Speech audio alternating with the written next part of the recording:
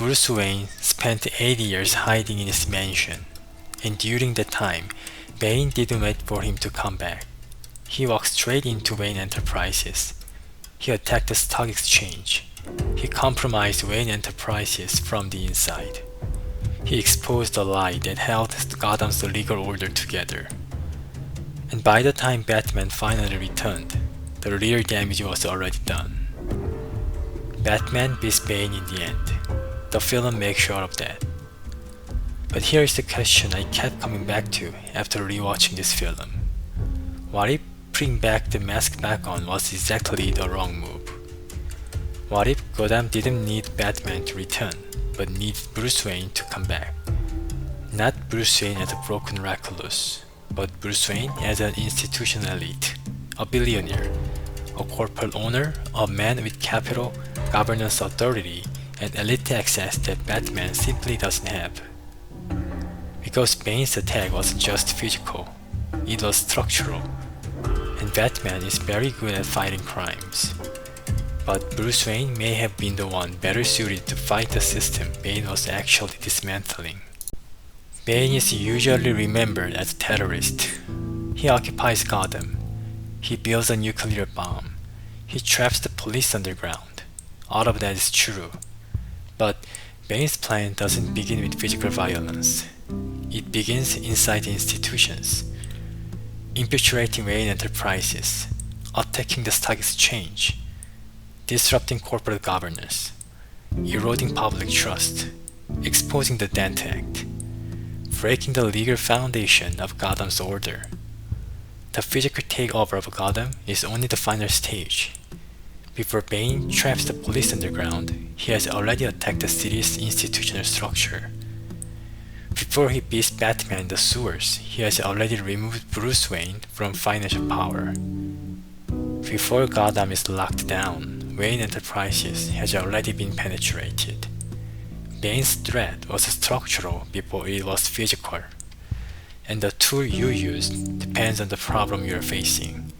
If the threat is a criminal with a gun, Batman makes sense.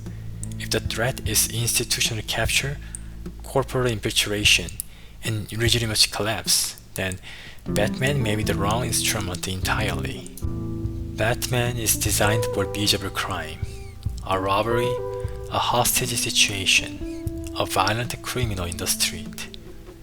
His power is immediate, his method is direct, his response is tactical. Batman appears when something has already gone wrong. He's not built to prevent slow institutional capture. He's built to intervene after the crisis becomes visible. His return in The Dark Knight Rises is emotionally powerful, but strategically late. By the time Batman reappears, Bane has already moved upstream.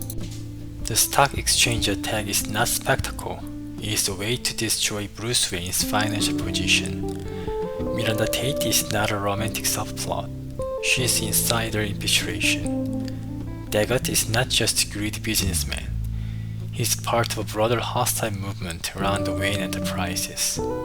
Batman can easily process any of this. Because Batman fights people, Bane is an attacking system. This is why Batman's first defeat by Bane is merely physical. Yes, Bane is stronger. And yes, Bruce is rusty and emotionally broken. But underneath that, there is a deeper mismatch. Batman is a tactical response to a structural offensive. He arrives at the wrong level. He fights the visible enemy after the invisible damage has already been done. So let's imagine a different version of the story. Not one where Bruce becomes Batman again, but one where Bruce Wayne returns to public life earlier. This version will be less cinematic. No dramatic rooftop entrance, no underground fight, no heroic return from exile, but more meetings, more audits, and more deadlines. But that is exactly the point. Bane's operation depends on a long runway, opacity, and unchecked institutional access. An institutional response doesn't need to defeat him in one heroic moment. It only needs to interrupt him early enough. Bruce Wayne could have reasserted control over Wayne Enterprises, treated Dagger's movement as warning signs, not normal business pressure, ordered deeper internal reviews, triggered regulatory scrutiny after the financial irregularities, subjected Miranda Tate to more serious background verification. Bruce Wayne has tools Batman doesn't have: capital, governance authority, legal legitimacy, elite access, public credibility. Batman operates alone. Bruce Wayne doesn't have to. He can coordinate with Gordon, involve law enforcement, activate regulatory systems, use Wayne Enterprises itself as a defensive institution. Batman can break bones. Bruce Wayne can close doors. And in this case, closing doors may have mattered more. But even the institutional argument has a deeper problem, a more uncomfortable one. If Gotham order depended on a lie, then Bruce Wayne wasn't only the victim of Bane's attack, he was part of the condition that made the attack possible. Bruce believed the Dent Act completed his mission. Crime was down, the city looked stable, Batman was no longer needed. So he disappeared. But he made a critical mistake. He confused enforcement with legitimacy. Legal power can suppress crime, but it cannot replace trust. A city can look orderly while remaining structurally fragile. A system can function for years and still collapse the moment its founding myth is exposed. That is what happened to Gotham. Bruce helped preserve the lie because it produces short-term order. By doing so, he left the system vulnerable to long-term shock. A more sustainable path would have required something much harder. Not simply fighting criminals, not simply disappearing after crime declined, but helping Gotham rebuild legitimacy on a more honest foundation. Through Gordon, through public advocacy, through gradual disclosure, through institutional reform. None of these were clean options. Revealing the truth about Dent would have caused instability, but hiding it created a delayed crisis, one that Bane simply detonated. Batman can protect people from immediate danger. Bruce Wayne had the ability to shape the conditions under which Gotham could endure. His responsibility was not just to suppress crime, it was to sustain legitimacy, and that is the responsibility he neglected. Which brings us to Bane's most powerful weapon, not the bomb, the truth. The truth about Harvey Dent, the truth about the Dent Act, the truth that Gotham's order was built on a lie. At the end of the Dark Knight, Batman and Gordon decide to protect Harvey Dent's image. They hide the truth about his fall.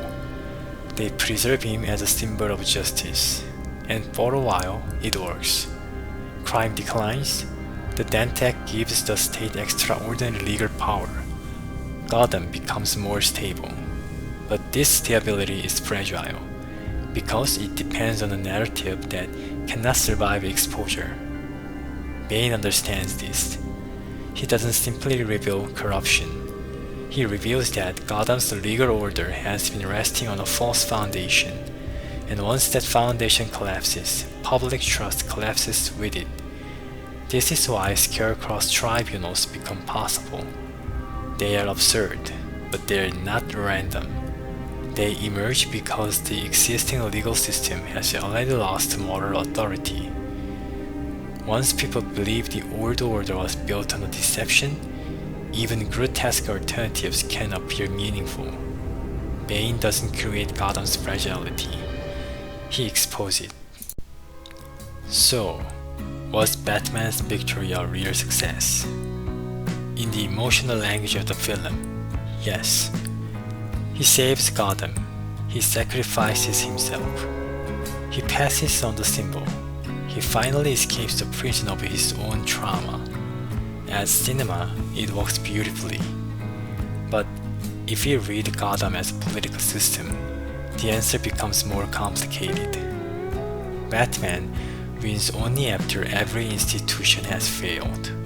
The police failed, Wayne Enterprises failed, the legal order failed, public trust failed. Batman returns as the final emergency response. That is heroic, but it is not a model, it is a miracle. And a healthy system should not require miracles. Bruce Wayne may have been more useful to Gotham out of the mask than inside it. Not because Batman is meaningless, but because Batman fights the symptoms. Bruce Wayne could have addressed the causes. The answer may not have been a stronger Batman. It may have been a more engaged Bruce Wayne. Less dramatic, less inspiring, less satisfying as a story, but more durable as a system. Sometimes the most important fight is not the fight in the street. It is the slow, boring, frustrating work of keeping institutions alive before everything collapses. Batman gives Gotham hope after disaster. Bruce Wayne might have helped Gotham avoid the disaster in the first place. Against Bane, the better answer may not have been to fight as Batman. It may have been to fight as Bruce Wayne. If you find this interpretation interesting, consider subscribing. In the next video, I want to move to the opposite problem. What happens when the threat is not structural, not institutional, and not rational? What happens when the system faces someone like the Joker? Because if Bane shows why Bruce Wayne may matter more than Batman, the Joker shows why even institutions sometimes have no answers at all.